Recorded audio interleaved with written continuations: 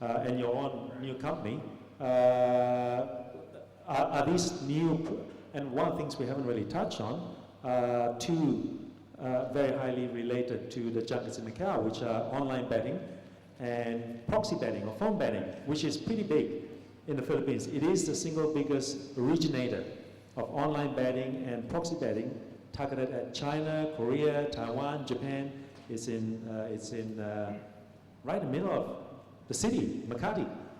So is that going to grow even further, or is that going to be curtailed a little bit because of the geopolitical tension of China, or are there any other opportunities similar to that? I believe there's a huge opportunity in other segments with Philippine gaming industry. As the entertainment city, the IRs take off, and there's a dramatic impact on internal casino operations revenue from PAGCOR. They're going to have to look for new revenue models and new business models in order to generate and compensate for those lost revenue. This is a double whammy when you consider the fact that we've reduced license fees by 40%. So there's significant potential degradation of revenue. So how do we compensate? I've recently left PAGCOR, and I remember in one of the last ManComs I was attending, and we were talking about revenues year on year for the first quarter, and we were down about 1 billion pesos. And when we looked at our license fees, our share from what is known to be e-bingo, a form of EGM, and it was about 1 billion pesos. And to think that that's a net revenue for PAGCOR. We don't have any expenses, we just collect that, and somebody else, the private sector operates that for us.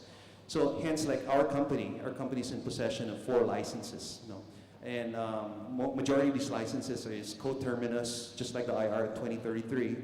One of them is for development of the EGM, what we call the e-games cafe type, which we believe to be a dramatic potential. As the integrated resorts develop the market, we believe that we're able to place better gaming shops, small-scale gaming shops that mimic in a sachet, the integrated resort, closer proximity to market. So we can form a symbiotic relationship wherein we're able to develop the market in a mutually assisted manner. You know. So the second opportunity is when we look about sports betting. In 2004, PAGCOR estimated the illegal sports market in the Philippines to be worth about 2.5 billion US. And if you listen to different people, industry experts are talking about that's easily double already at this point. And that's all, government does not benefit at all from that. And we're in possession of a sports betting license. And we believe working with PAGCOR to really extract maximum value from it, we can generate substantial revenue for the government and PAGCOR to compensate for those lost revenues. Aside from that, there are other sectors of the gaming industry that we believe PAGCOR should look into and tie up with the private sector in order to develop. Well, I believe PAGCOR is looking at the possibility of proxy gaming in their own PAGCOR managed casinos. I mean, is that, do you see that as a huge potential growth? Proxy betting within our own internal casinos, it's a tricky question.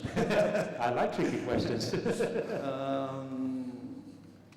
I think we've granted an experimental model, which is in the Midas, but I'm not privy to the not details. too far away from Entertainment City. I'm not too privy in the details, but again, if we look at it coming from the regulator and operator, it is a struggle. And the struggle isn't so much that we want to compete. It's really a struggle of trying to maintain revenue flows for the Philippine government. And the only remedy really for a rationalization of those dual roles is for the private sector to work hand in hand with PAGCOR to develop new revenue streams and new revenue models in order to compensate for declining internal casino revenue. Well, absolutely. It's just that in that particular situation, in that particular model, PAGCOR is saying, we can do this, but you can't. I don't believe so. Well, because right now, I don't think there's any outlook on the possibility of allowing the integrated resorts to even consider letting them have proxy gaming, correct? I'm Is there a possibility? I'm aware of those discussions, but I don't think it's in my, I'm privileged to say those things, but I'd like to probably point out something. Is one direction that the PAGCOR board has adopted really is basically to try to adopt a lot of fairness and transparency in these licenses.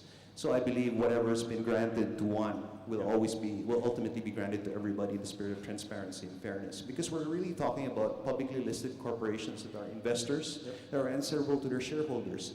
Actually, Armin, I wanted to point out, Armin Bell Corporation and our company, DFNN, are both publicly listed.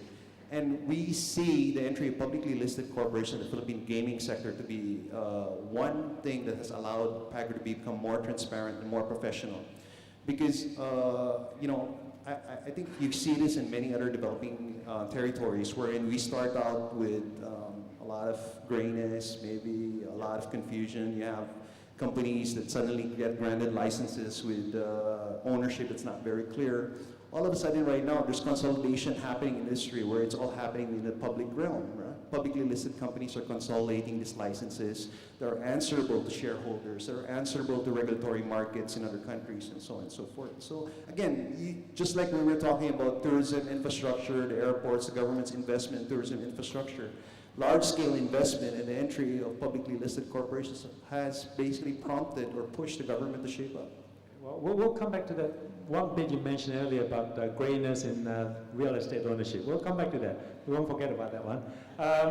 Now, we were talking about earlier, we're talking about the possibility that PAGCOR itself may privatize, right, and become a pure regulator. Now, has anybody considered what changes in the landscape we'll see if PAGCOR does privatize? They sell the casinos to a private sector. All of a sudden, you guys are no longer competing against two other potential rivals and PAGCOR, the incumbent. You may be competing against a whole, apart from the 2-3 big ones in the entertainment city, you may be looking at competing against a whole lot of small, privately run casinos in metropolitan Manila. Has anybody contemplated that outlook yet? To begin with, if it's going to be privatized, it's going to be an opportunity for us to join in. Good answer. And hopefully that PAGCOR does do so. It's basically the properties that I believe that PAGCOR has, especially in the neighboring